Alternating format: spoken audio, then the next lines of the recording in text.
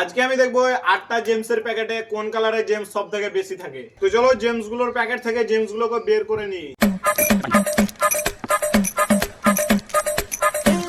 তো চলো বের করে নিলাম। এবার এগুলোকে আলাদা আলাদা করি যাতে গুনতে সুবিধা হয়। জেমস গুলো আলাদা করে নিয়েছি, চলো এবার গুনে দেখি। তো চলো প্রথমে ব্লু কালারটা গুনে দেখি কত পিস আছে।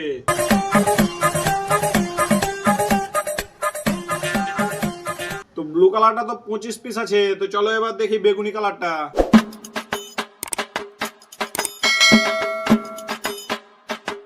বেগুনি কালারটা তো 25 পিস আছে। তো চলো এবার গোলাপি কালারটা দেখি।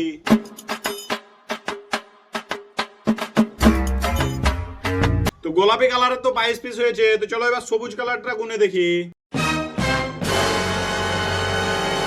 সবুজ কালারের তো 13 পিস হয়েছে। তো চলো এবার দেখি কমলা কালারটা।